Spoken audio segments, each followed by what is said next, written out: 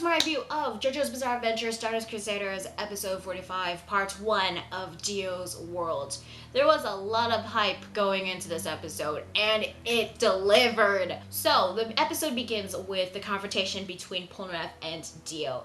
Polnareff, no longer going to succumb to fear, is ready to take on Dio, but Dio makes him an offer. He says that if he takes 2 steps down the stairs, then he will spare his life and let him join his side. But Polnareff isn't going to have any of that, so he takes a step up, then all of a sudden he's down the stairs. He tries to go up the stairs again, and just like before, down the stairs. Polnareff had no idea what was going on, and he was like wondering if he was subconsciously giving in to Dio. And there was this speech that Dio says to Polnareff about the goal of all mankind, which is to achieve peace of mind. Which is why he gave him that offer. If he joins Dio, he would achieve peace of mind for eternity. But Polnareff asks for Abdul and Iggy to give him courage, goes up the stairs again, and summons Silver Chariot to attack Dio head on. Dio, having no choice but to kill Polnareff, summons his stand, the World. Yes, we finally see Dio's stand in full, and it looks pretty cool. And just when the stands were about to clash, something breaks down the nearest wall, letting in sunlight. And it was Joseph, Jotaro, and Kakyoin making this grand entrance, which, you know, I thought it was kind of cheesy yet cool at the same time, especially when they're like pointing their fingers like this. But I was relieved that they finally showed up and reunited with Polnareff, because as awesome as Polnareff is, and as awesome as his stand is, it's not enough to take on Dio and the World, because, well, his stand's ability it's pretty hacks.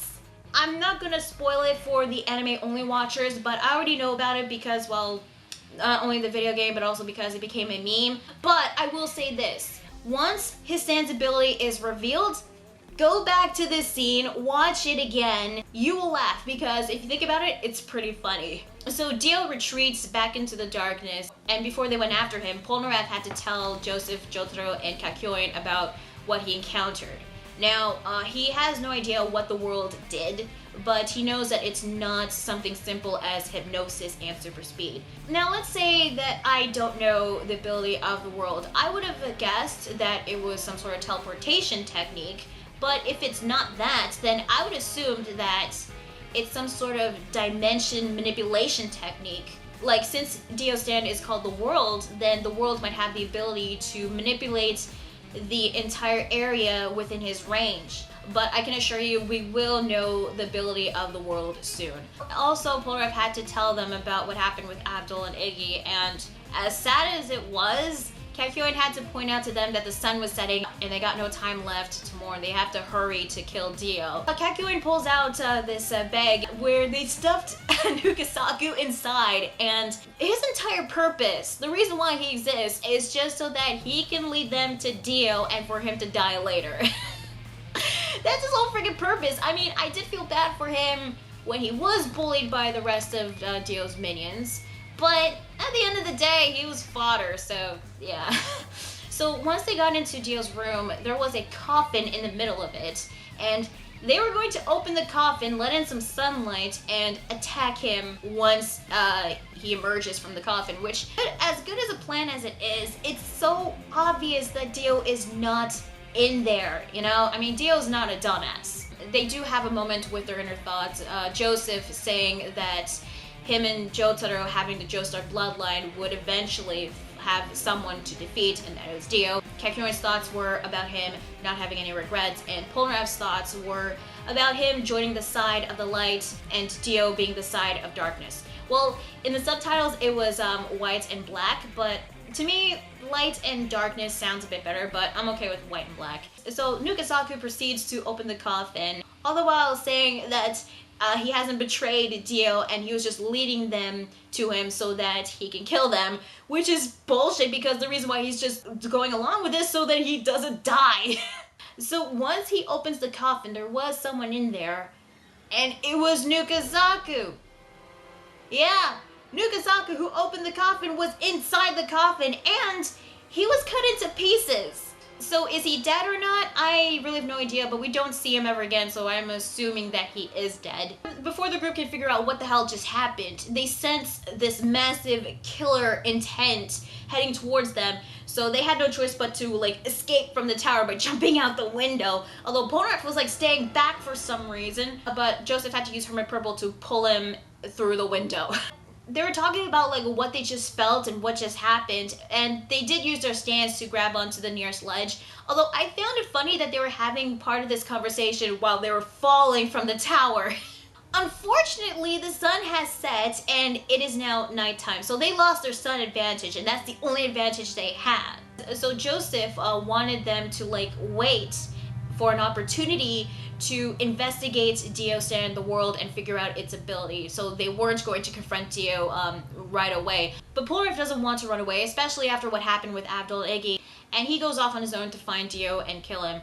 Now, I'm not exactly sure which side I'm on with this. On the one hand, I understand why Joseph wants to wait for an opportunity to learn about the world, because they don't know what the world can do. And if they attacked him without even knowing this, they would lose. And with Polnareff, I can understand why he doesn't want to run away after everything that has happened to them, after how far they came, and I know he doesn't want Abdul and Iggy's deaths to be meaningless. But on the other hand, Polnareff going off on his own without even knowing the secret behind the world, it's very reckless. It is not a good idea, and I was worried this was going to be a repeat with The Emperor and Hangman Part 1. And with Joseph, there is not a lot of time left, because once the sun rises, Holly will die. So yeah, each side has its pros and its cons. But Jotaro does come up with a plan, and it is a pincer attack. With one side, you have Joseph and Kakyoin being the ones that will lure Dio towards them by running away. And then on the other side, you have Polnareff and Jotaro being the ones to pursue Dio. But here's the thing. They're gonna fight against Dio in the middle of Cairo, in the city, so that means many innocent civilians are gonna get killed. And we cut back to Dio walking through the streets of Cairo, and the way he was walking, it was just... It's just like he's trying to be all like cool and fabulous at the same time. He comes across a car and he was going to use it to, I guess, pursue Joseph and Kakyoin. But there was this like one guy, which I'm assuming is a bodyguard, telling him not to touch the car, which is a very big mistake, because once he, you know, put his hand on Dio's shoulder, he grabs onto the hand, twists his arm so badly it was broken. And we actually see his arm broken, and you know what, considering what happens to the next guy, this guy is very lucky, because sure, he got his arm broken, but hey, broken bones can heal. And you know what, I'd rather have like an arm broken or a limb missing than losing my life to Dio. So yeah, this guy got off pretty easy, because there's this one guy in the car when Dio gets in, and it is a senator named Wilson Phillips. Which, you know, at first he kind of comes off as a nice guy, even though I don't know if he was aware of what happened outside the car. But, what happens to him, you kind of feel sorry for him, but at the end of the day, you know he's going to die the instant Dio goes into the car. And Dio, what he does to him, well, he grabs onto his two front teeth and yanks them out. Yeah, and tells him to get to the front and drive. He's gonna make a freaking senator drive to catch up to Joseph and Kakyoin. Which, you know, considering that Dio doesn't know how to drive a car, and, you know, now that I think about it, it would be pretty funny to see how Dio learned how to drive. But the senator gets pissed, and it looks like that he was going to take on Dio, which we all know that's not gonna happen. Dio just grabs onto his nose and pulls it really hard, it starts to bleed, and then just flings the senator to the front of the car, telling him to drive one more time. He panics and he tries to get out of the car, but every time he does, he just pops right back inside, which I found hilarious. Again, when the world's ability is revealed, look back at this scene, you will laugh. And Dio like mindfucks with the senator like so badly that it looks like that he was going insane. I mean, like, he was acting all delusional and laughing like crazy. So, not wanting to get killed, he starts to drive. With Kakyoin and Joseph, we actually learned that Dio and Joseph can sense each other because, well, Dio has Jonathan's body and Joseph is a descendant of Jonathan. But with Dio, he can't tell the difference between Joseph and Jotaro. So he's just sensing Joseph right now, and he can't exactly pinpoint his location. He just knows that he's nearby, just not exactly like where. Speaking of Dio, he and the senator get caught in a traffic jam. So he tells the senator to go onto the sidewalk to drive. Even though he tells him that there are people there, he just like sits there, he's like, I don't care, just go. Holy shit, Dio was a fucking asshole. I mean, he was always an asshole. But seeing this just reminds me how much of an asshole Dio was, and he still is now. And with Polnareff and Jotaro, they were trying to like hijack this motorcycle, but Joseph like kicks it to start the engine. Apparently you can do that with motorcycles. I don't know how he did it, but he just did it. Meanwhile, Dio and the senator were catching up to Joseph and Kakyoin. So Kakyoin summons Hierophant Green and tries to attack Dio with an Emerald Splash. However, Dio just merely like lifts his hand and flicks like one emerald to block all the other emeralds so that he wouldn't get hit. Holy shit! A single finger flick to block an entire Emerald Splash. Like, holy shit. So, Hierophant Green attacks again, this time with a more concentrated Emerald Splash, but Dio just, like, uses his hand to block them all. God damn it! Dio was, like, a badass in this episode, and I hate the fact that he was. I mean, I hate Dio as a character, but as a villain, he's pretty cool. God damn it. All of a sudden, the world appears like right in front of him. I mean, like, there was like nothing there right in front of him, and then all of a sudden, poof, he's just right there. Like, holy crap. And he attacks Hierophant Green with a single punch, but even though he did block the attack, Hierophant Green was still sent flying towards a couple of street poles or signposts, whichever they were. God damn, we're not even at the final fight yet, and Dio is proving to be such a tough villain.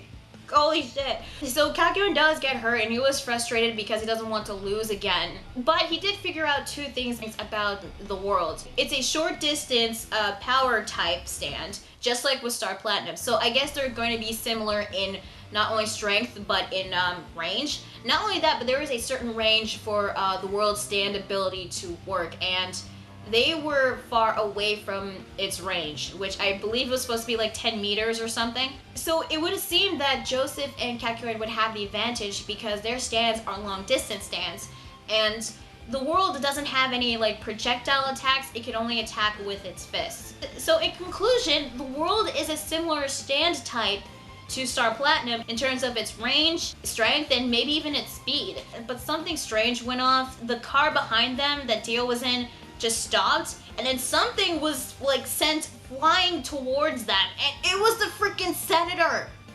Dio just grabbed the senator and just threw him towards Joseph and Kakyoin. Like, oh my god. Dio, you're such an asshole. He's such a fucking dick. So yeah, the senator is dead, and Joseph lost control of the truck. They crashed and the truck exploded, but they did manage to escape the truck and use their stands to go up one of the buildings. And the episode ends with Kakyoin coming up with a plan to reveal what Dio's stand truly is. Holy shit, this was an awesome episode. Like, so much tension and suspense, and there was plenty of action, enough to get you all excited. And Dio, holy crap, I am so glad that we're finally getting Dio involved in this, because it's been so long, and I like it when Dio gets involved with these fights, and oh man, it was just so great. I really liked the confrontation between Dio and Polnareff. Polnareff not succumbing to Dio, not giving in to the fear, that was great. There was this like one scene when he was like coughing up blood on one of the curtains, or like using it to blow his nose or something.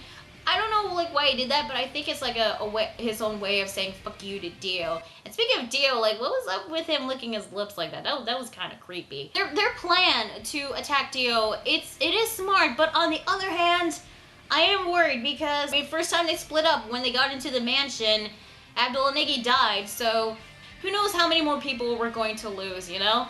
Dio in this episode overall, he was a dick. He was a manipulative son of a bitch, just like how I remembered him back in part 1. But I can't help but think that he was freaking cool in this episode. I mean, I hated Dio back in part 1. I still hate him now. But as a villain, I thought he was cool. I liked him as a villain, and I hated the fact that I liked him.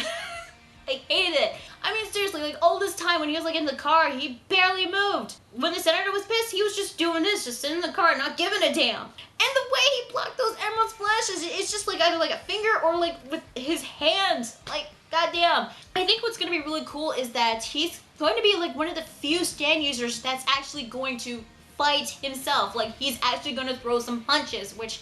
You know, it's actually really a refresher because as of late, we've seen mostly stand users that just use their stands all the time.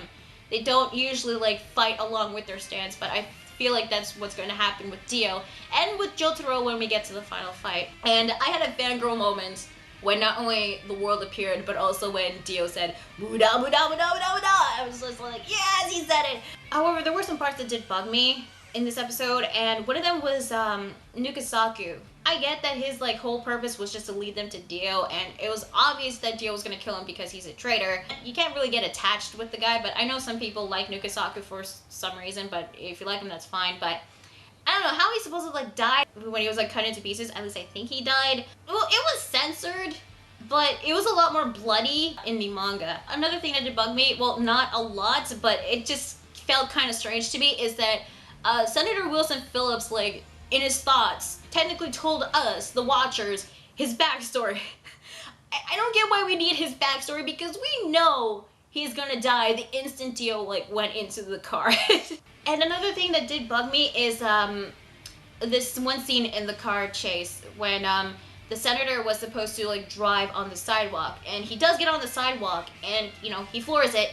But we don't get to see the people getting hit by the car. Because when you get back to the car, the front was, like, covered in blood. In the manga, you see people get flown after getting hit by the car. You see people getting run over. Like, I don't get why Davis Production, like, skipped that, but I'm assuming it's because they didn't want to, like, censor it or anything, or I don't know. I'm just hoping that when the Blu-rays come out, that will be, like, an additional scene in the Blu-rays. There was some debate going on, I've seen in the forums, about, Dio's outfit not being, like, bright yellow. I just thought the outfit was fine. I mean, I still question the pants, but aside from that, I thought the outfit was okay. I mean, the color, I thought it was dark because, like, it's in night, you know?